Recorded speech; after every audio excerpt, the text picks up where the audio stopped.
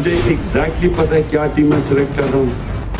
میری ٹیم کے اندر کئی پرانے ہوں گے, اکثریت اس قوم کے نوجوان اور نئے لوگ ہوں گے اس پارٹی کے اندر. ٹیم سلیکٹ کرنی مجھے آتی ہے. آپ کو جو ٹیم میں سلیکٹ کروں گا وہ ایک تو ایک نیا پاکستان بنائے گی اور دوسرا وہ میچ وننگ ٹیم. میں آپ کو چیلنج کرتا ہوں کہ پاکستان کی تاریخ میں کبھی آپ ایسی ٹیم نہیں دیکھیں گے جو میں لے کے آؤں گا. میرا یہ چیلنج ہوگی. 200 لوگ ہمیں چاہیے. آپ یقین کریں 200 لوگ آپ کے اہم عہدوں پہ بیٹھ گئے.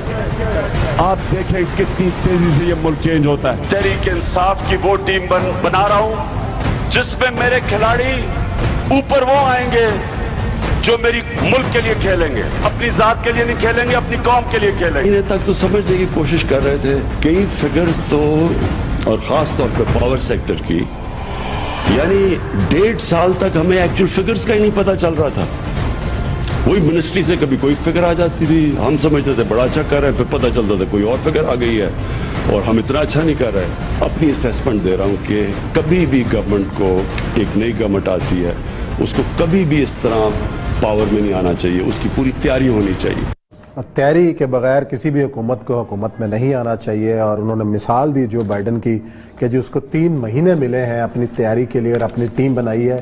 خان صاحب کے اپنے ہی بیانات ہیں کہ ان کے پاس بہترین ٹیم ہے اور بہترین وزراء وہ لے کے آئیں گے. اور ایک بیان میں مجھے کہتے نظر آتے ہیں کہ 17 رکنی کابینہ سے زیادہ ان کے کابینہ میں لوگ شامل نہیں ہوں گے. آج میرا خیال ہے کہ 53 ہیں ان کے حکومتی وزراء اور مشیران کی تعداد. اور یہ سب کیا کہیں, وزیر اعظم صاحب نے اعتراف تو کیا کہ جی میرے ساتھ جو بھی ہو رہا ہے, جو 1.5 سال انہوں نے کہا 1.5 سال مجھے گھماتی رہی کہ جی منسٹریز کے جی کبھی ایک فگر کبھی یہ فگر. اس کا مطلب بالکل واضح ہے کہ بیوروکریسی نے فیض اللہ نیازی نے ایک دعوت کی تھی جس میں بہت لوگ تھے, ان کے بہنوئی وزیر اعظم صاحب, یہ ایک ساتھ رہتے تھے وہاں پر زمان پارک میں. اس میں بہت لوگ تھے, سہیل وڑائچ بھی تھا اور مجیب الرحمان شامی صاحب بھی تھے اور بہت سارے لوگ تھے, میں بھی تھا.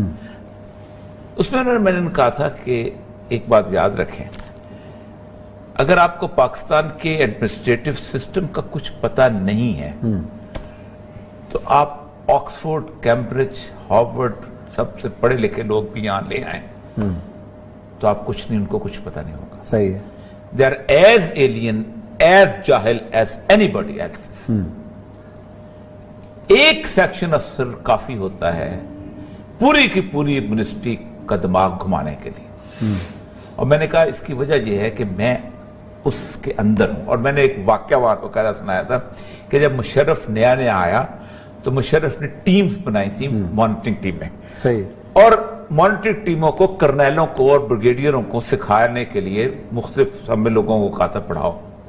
مجھے ریونیو کی ٹریننگ کے لیے کوئٹہ میں تمام کرنل, کوئی زیادہ بات ہے 26 ڈسٹرکٹس ہیں تو وہ سارے مانیٹرنگ ٹیموں کے 101 بندہ, تو 1 گھنٹہ مجھے دیا کہ ریونیو کی ٹریننگ دو ان کو.